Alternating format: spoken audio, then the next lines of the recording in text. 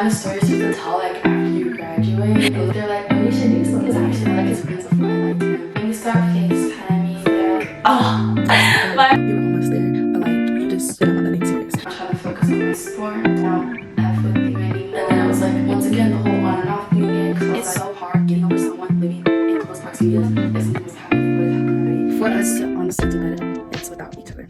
Hey guys, welcome to my channel. My name is Yolanda, and in today's video I'm bringing to you guys a special video. So I feel like I like the kind of stories you have to tell like after you graduate, but like I'm at the point where it's just like summer's not promised, might as well. At the end of the day, I'm not dropping names. I'm not going to like snare this person. I'm just telling the story from my perspective, and it is what it is. This is the story of my first real heartbreak. We're excited to make sure this video a huge thumbs up and subscribe down below, and for everything on this video.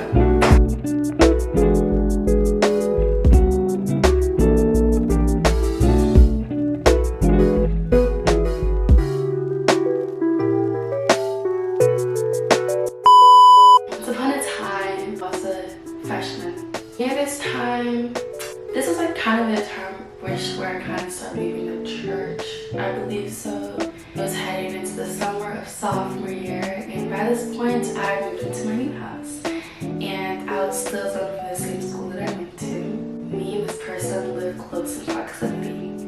Yeah, I remember one time, I don't think I ever told him this, the one time I saw him, and then I realized, hey, I had a class with them, and I was like, let me hit them up, right? I actually had a class with them freshman year. Or it's like one of those things where like you don't realize a person is there. It's like when you actually see them, you're like, oh yeah, I think I've seen you before, that kind of situation.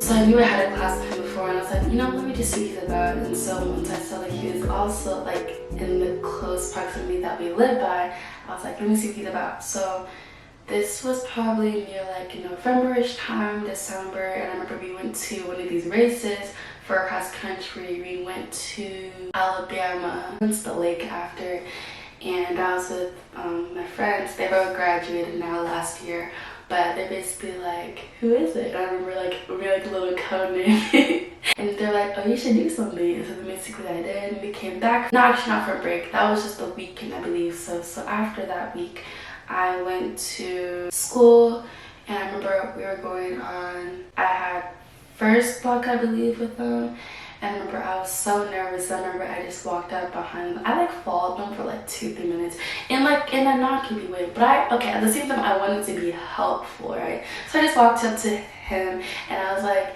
hey, do you need help finding the bus? And he's like, yeah, or whatever. So I was like, just give me your number, I'll help you out, or whatever. Because by this point it was pre-licensed. the bus days. I actually gave him the wrong bus number, but he found us, so that's why I was at the end of the day.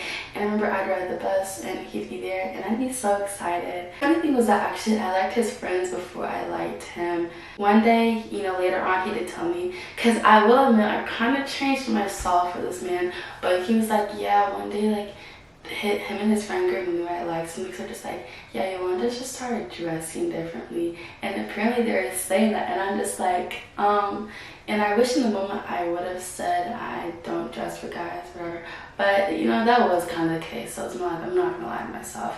I just wanted a little attention there, I guess so, but it technically it worked. So eventually one day he figures out that I like him, and we start FaceTiming, yada yada yada. Eventually I asked to hang out and do something, and it's like, maybe we can get like mutual friends, and he was like, oh, I just want to do something with you.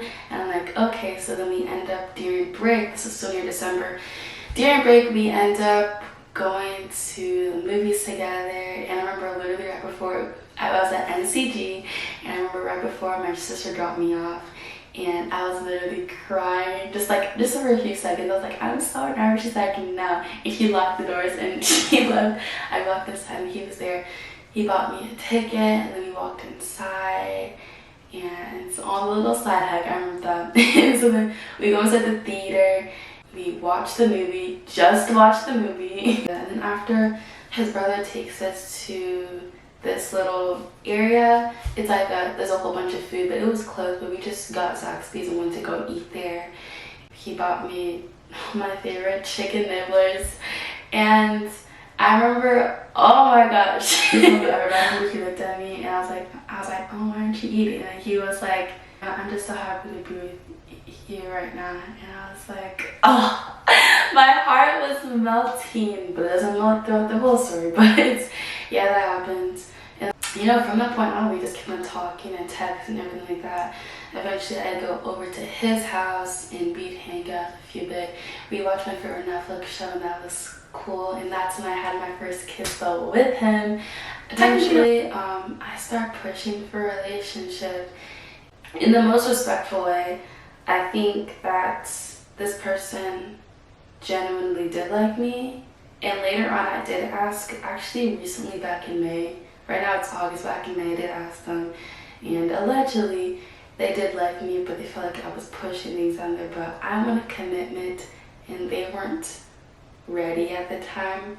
I was just like, okay. But a huge part about this whole thing is that I was so excited. So this whole journey, throughout this whole thing, I'd gotten advice from a lot of people. And I feel like this was definitely contributed to my downfall, is that I cared so much about what everybody thought. And I told everybody my business, so it became everybody's relationship. Because he's like, let's be friends, but then I wasn't liking the fact that, like, I was like, we can't hug if we're friends and stuff like that. Like, Okay, so here's me editing again, but that you have to understand the reason why I held on for so long is because literally this man was the closest I've ever been to almost getting in a relationship is. So it was the fact that, like, you know, it almost happened, what could have been, that always just like kind of got me going, like made me sad. Cause it was just like, wow, like we were almost there, but like you just didn't want nothing serious. It wasn't because I didn't want to commit, it's because originally, therefore, just did not want anything serious. Because even after the fact, like I was saying, there's some things that would happen and would try to go about things as if we were, and it would lead me on. That's why, you know, even the whole hug situation, I was like, no, we can't be hugging, because some things would just make me perceive it differently. And that's what happened. And that's why partially I kept on getting attached. And for the longest, I couldn't get over this man, because it was like things were still going in our relation between each other. It was still functioning as if we were in a talking stage, even though he didn't want anything with me. So yeah, I remember, let me just tell you the whole backstory of how I knew that he was going to say that. Is one day I just felt like things were off when we talked. And then I remember I went to my friend's house, and he was like, I'll talk to you later. He had tryouts for something. And I remember he's like, just call me later. And then he called me, and then we're on the phone, and I'm telling you, as it was, I'm telling you exactly how everything went. He's like, I think I just want to be friends. I'm not looking for anything. I'm trying to focus on my stuff. And I remember he was laughing on the camera about my face. And so I should have taken that as a red flag, but I didn't really. But yeah, ever since then, I kind of held on to him and the hope of something more. In a way, I remember it was just like this whole on and off situation between us. And then I remember February 22nd, and yes, I remember the day, because let me tell you, these numbers haunt me. It's everywhere, and every time I see it, I'm just like, why does it keep on reminding me? And at first I thought it was a sign, but then every time I see it as a strength of like how much I've moved on and been better without the person in my life. But yes, that was the day they sent a message. Allegedly, it was their friend that sent a message that said, I'm trying to focus on my sport. I don't F with you anymore, basically. And that day I blocked them. But also allegedly that day they tried messaging me to apologize. But no way you could send a message like that and expect somebody to like not block you, right? And so basically, yeah, it was just like, and then 2 months of silence pretty much. And during that time I was in track season, and there's this whole situation where I didn't want to sit. I had a class with him still, and there's this one situation that did mess me up though, because it was just like this is time we were still riding the bus, and I remember I would always try to talk to them. This was before we were on bad terms, and then they'd complain and be like, oh, you don't talk to me. But then it should be like I should be the one complaining, because it's like they wouldn't talk to me in class. I didn't have anybody in that specific class, but they chose not to talk to me. They left the class all the time. Whenever I would go up and talk to them, it'd be like really dry. And for the longest, I believe that they were ashamed to talk to me. Then also they justified instead that like it's because they didn't want the people that they played the sport in, their friends, to know. I kind of think that was still BS and all, but because they didn't want people to be in our business, so I guess that makes sense. But like, I don't know. By this point, it was like 2 months in probably, so I was like, and that's when I was kind of pushing the whole commitment, but they weren't ready to be. But yes, so let me stay on track. So yeah, pretty much that happened. So I was pretty much alone in the class, but one day I ended up having to sit beside him, and this was the day I had a region actually, and he sent me, and he pulled up his Snapchat and he typed the message. He was basically saying that he was sorry, he wanted me to forgive him or whatever, and I saw it, and I just like was like, okay. And then like I asked you to go to the bathroom, and then I started crying there, and I was like, why would he say this just today? Today was region. But honestly, I don't owe my success for him, but thank you for stressing me out, because that got my mind off the race, and I won a region championship that day. I won a region championship in the 800 meter. 2:18 was my time. And I remember that day still, I still asked her, but I was like, do you think it's a good decision if, you know, I'm still friends with? And then that's when I just told him, okay, we can be friends. And then it was like, once again, the whole on and off thing again, because I was like, I want to be friends, yada, yada, yada. But then he just wasn't putting in as much effort as I wanted to. And throughout this whole time, to be honest, FaceTime was really awkward. Like, we would FaceTime, but it just like was really awkward. Oh, there was a summer we did not talk at all, actually. It was this whole thing. But then junior year, we were like, I don't really remember much what happened at the beginning of junior year. But once again, it would just be like a whole on and off where it's like, you know, I'm mad at you, or yada, yada, yada. Or like, I was kind of led on in a way, I feel like during this time, like, because it's just like, my friend had taken snaps, and like then he'd be asking about me, you know, and that would be kind of like a hope of like, oh, like maybe he'd want something more. And I'd always seen him this time too, like I really wanted to move on during this time. And I remember like I had lunch with him, and that was really awkward, and always passed by him.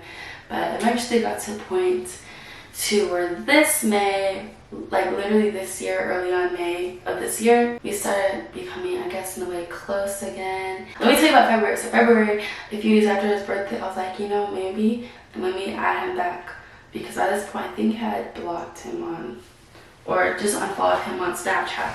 So I finally added him back, and that's when I started saying the streaks. And then he was like, oh, so are you not mad anymore? And I'm like, I was never mad.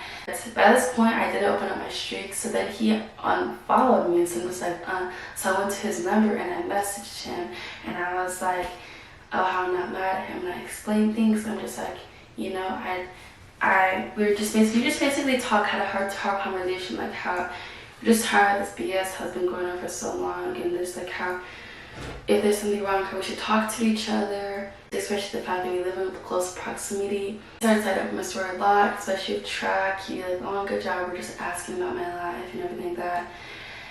And then going to May, yeah, things were like really good. It was better than, honestly, the best it had been since the initial ending of stuff between us. During that time we reconnected, and then we started hanging out a little bit.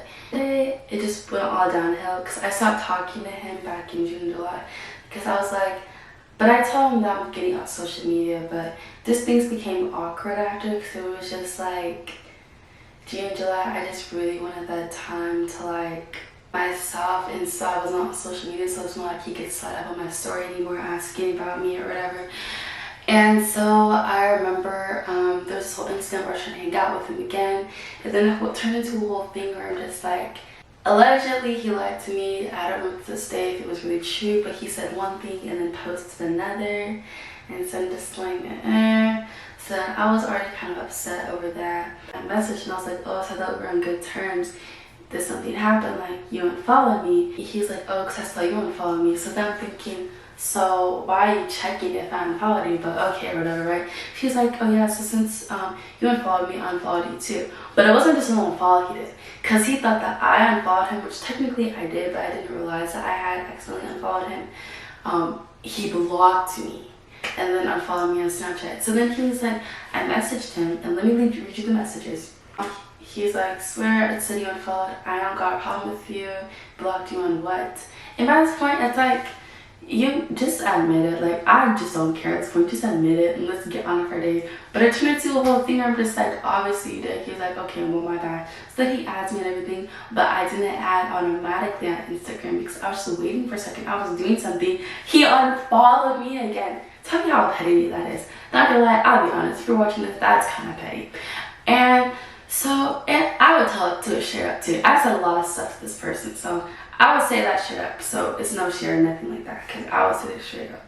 But yeah, and then they're just like, okay, if you're really upset about something, just let me know. They're just like, it's nothing more than this. And I'm just like, okay. Then I added them back on Instagram, and then they added me back. I'm just like, okay. So then a few days later, I wanted them to do the video to all the boys I loved before or whatever, and they left me on red. And then after that, I asked them to hang out top. And then they're just like, nah, I can't anymore. And so, yeah, that's kind of how it left off. Honestly, it used to be like such a sensitive topic for my life, but now it's just like, I've come to terms. Like, let me tell you, and like I told them this, and it's so hard getting over someone living in close proximity to them. But one thing, so just summarizing this whole thing, because it is a heartbreak story. It's unfortunate how it started off so well and ended off so bad.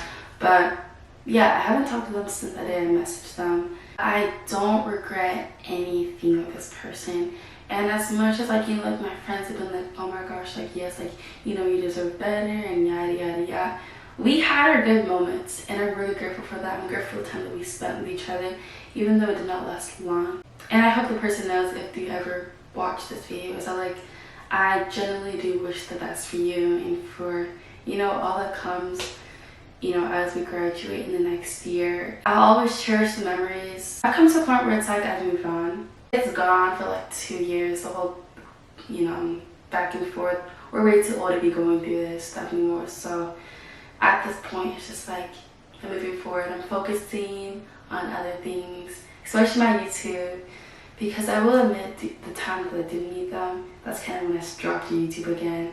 But this time around, it's gonna be different. I say like this person, like, I feel like at the end of the day, like we went well, but I don't think we were really compatible or really meant to be with each other.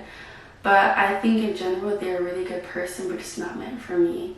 And I've come to acceptance of that. Like, no matter how much good of terms we are on as friends, well, were before as friends, at the end of the day, like, especially with our history and all things that are said and done, it would have to be a point where he would want it more than me and would actually put in that effort for anything to happen. But I feel like we're beyond that point at this point. It's been like 2 years. If something was to happen, it would have happened already. And so I've came to peace with that. I really do hope the best for them, to be honest. And yeah, sometimes it just so sucks, especially just like passing by them or whatever. But like, I'm happy for them that, you know, they've moved on to. Like, also another toxic thing about our relationship was just like, we never dated also though, but we almost dated. But was that like, I feel like I wasn't able to bring out the best out of me. But I hope that he finds someone else. I mean it in the most so serious way, not anything petty, not out of some sass, but like just genuinely, I wish the best for them. I want to know that I just really don't hate them as much as it might seem as it does.